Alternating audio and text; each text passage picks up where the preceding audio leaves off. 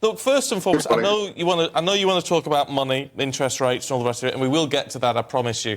But can we ask first and foremost about Dominic Raab, the Deputy Prime Minister, and this ongoing investigation into whether or not he's bullied staff?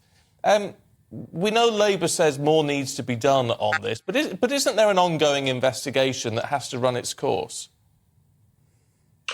Yes, there is, but Mr. Raab should be suspended whilst that investigation is ongoing, because I think it's pretty clear now that everybody that works around him is going to have some serious doubts about whether or not they should be coming into work today.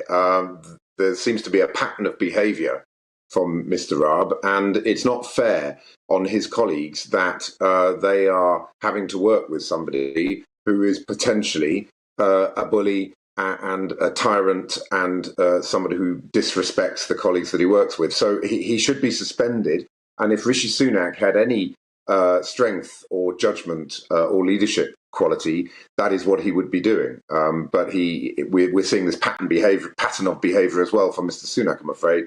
The Zahawi case being the most obvious case in point, that he doesn't really have the strength and the leadership that's required to manage his cabinet and his government, and particularly when his cabinet and government are so full of people that are either embroiled in financial scandal or in things like bullying, like Mr. Raab. Mr. Kinnock, you can't lump what happened with Zadine Nahawi in with what you're talking about Dominic Raab, because that was a decision that was made incredibly quickly, within 6 days. Well, I'm using that more as an example of the weakness of the Prime Minister. But why was it weak? He took decision very quickly as soon as he had the results.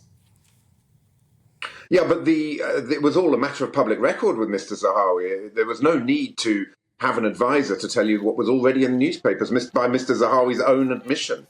He hadn't paid his tax. He was being pursued by the HMRC whilst he was Chancellor of the Exchequer. And so there was no need for an investigation into that, because by Mr. Zahawi's own admission, it was an absolutely clear conflict of interest and a total failing of any ethical or moral behaviour that you need when you're in a vitally important position like being Chancellor of the Exchequer. So that should have just been dealt with rapidly. And of course, in the end, it was inevitable that Mr. Zahawi had to go. I mean, of course, with Dominic Raab, what you see is somebody that, whilst he was Foreign Secretary, was on a sun lounger on his holidays and refusing to get off the sun lounger whilst the Taliban were retaking Afghanistan.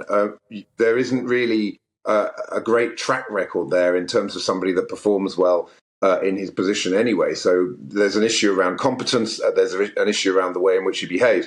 And we've got a Prime Minister who stood on the steps of Downing Street and promised integrity, professionalism and accountability at every level of his government. And on every one of those measures, he is failing dramatically.